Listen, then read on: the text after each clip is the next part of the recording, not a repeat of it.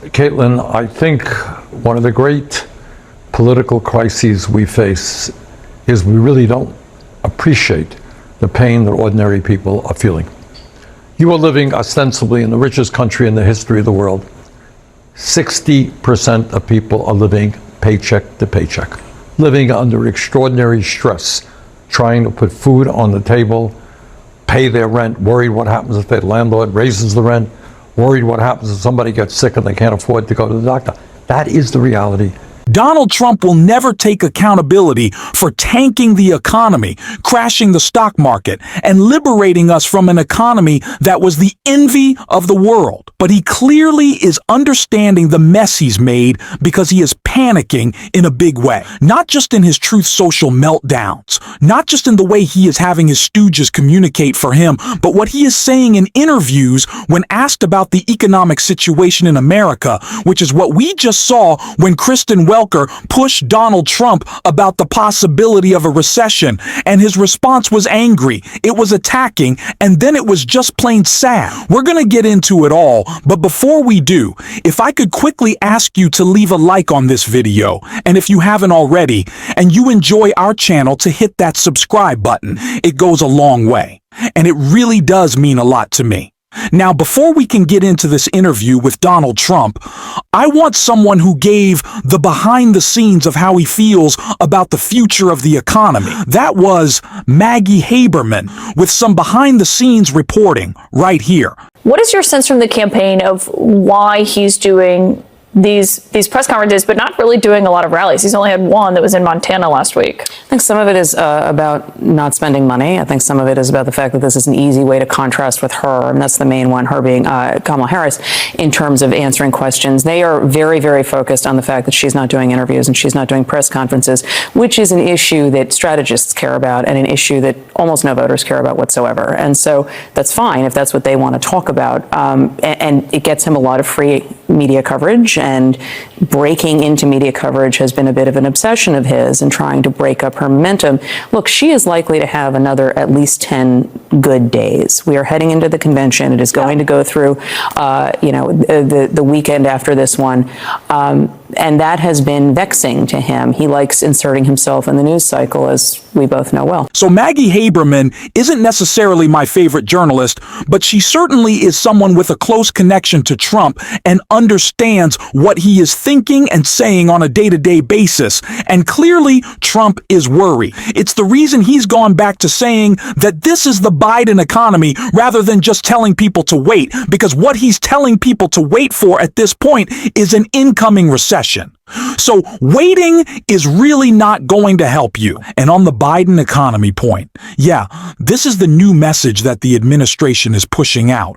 But remember, months ago, before Donald Trump was even inaugurated, we covered it on this channel. He was asking for his presidency to start sooner because he said the stock market was surging because of him. He said when Joe Biden was president that the stock market was surging because of him. So which one is it? Well, clearly JD Vance has an opinion that we just got to call out. The president thinks that we have to make more of our own stuff. The economy shrank. First time in 3 years. People are pointing to the tariff policy. There are people looking at their 401ks that are worried. What do you tell them? Is this going to work?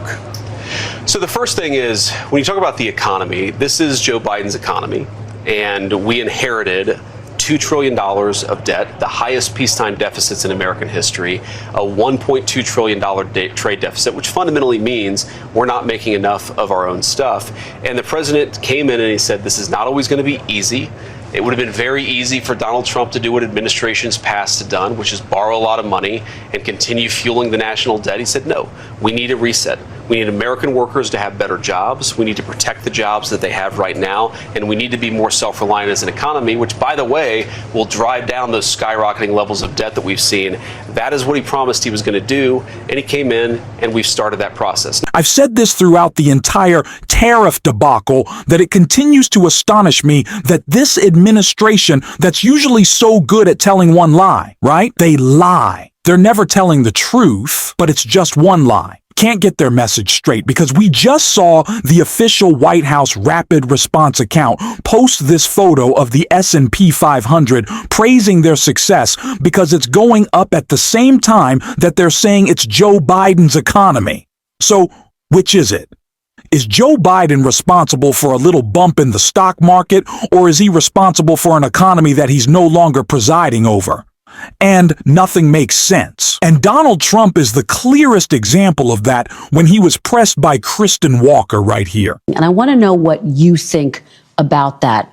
Are you comfortable with the country potentially dipping into a recession for a period of time if you are able to achieve your long-term goals? Well, you say some people on Wall Street say, well, I tell you something else. Some people on Wall Street say that we're going to have the greatest economy in history.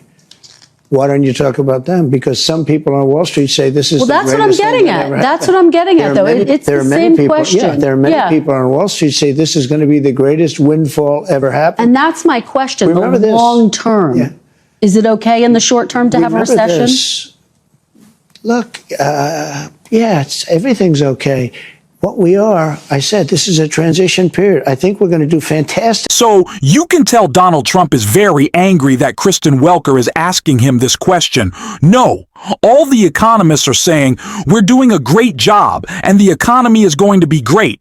It's going to be fine. Stop asking me. And then at the end there, he's kind of just like, yeah, I know. Well, we're going to have a recession. Okay, it's fine. He literally says, yeah, it's going to be. Yeah, it's going to be yes. Yeah, I know. It's like, what? We're just okay with manufacturing a recession out of the stupidity of our president? We're just down with that at this point. It is the most incompetent administration. Remember the first weeks of Donald Trump? It was all DEI all the time. It was all about the meritocracy. It was all about bringing in the best people. It's what he said in his first term as well. In his first term, though, the best people were the people who then realized this guy's a crazy fascist, and maybe we should call him out. Now he has the most inept yes-men in the world who are breaking our economy even more. And Bernie Sanders was calling out that just today in Pennsylvania. I want to take a look. You are living in the richest country in the history of the world. It is not a radical idea. It is not utopian to say that every man, woman, and child can and should have a decent standard of living.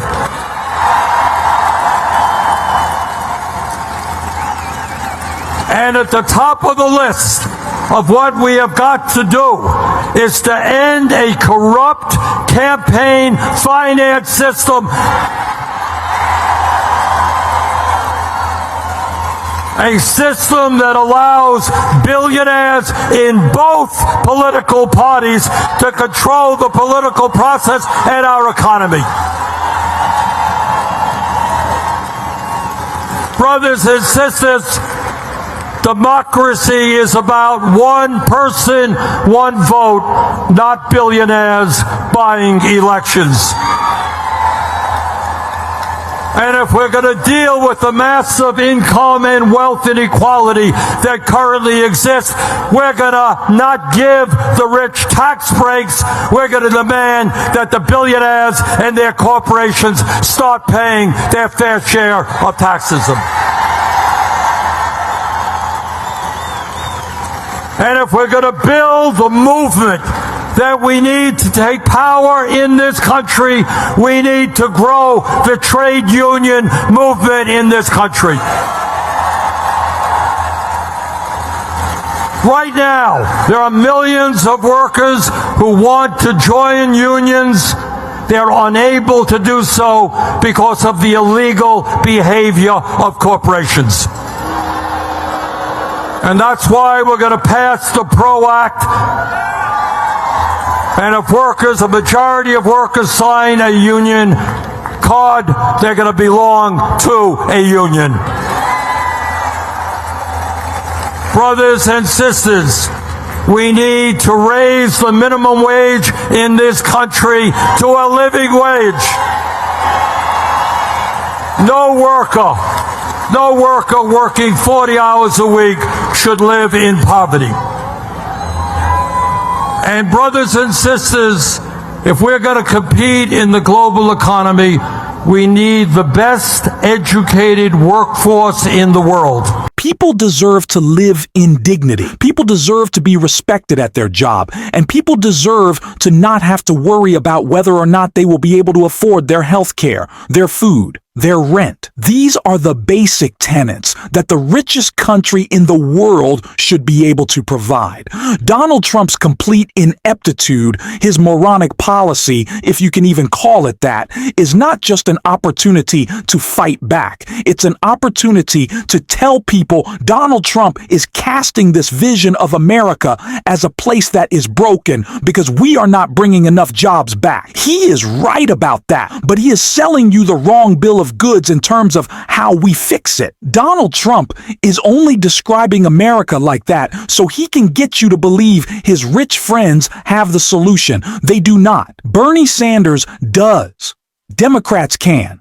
And we have to continue to fight with that positive agenda every single day. And if you want to support that, as always, you can hit that subscribe button because we're bringing that message every day. And leave a like on this video if you enjoyed it. And if you stuck around to the end, you can drop a blue heart in the comments and tell me, do you want to see more Bernie Sanders on this channel? I think we should. Let me know. And until next time, I'll see you soon.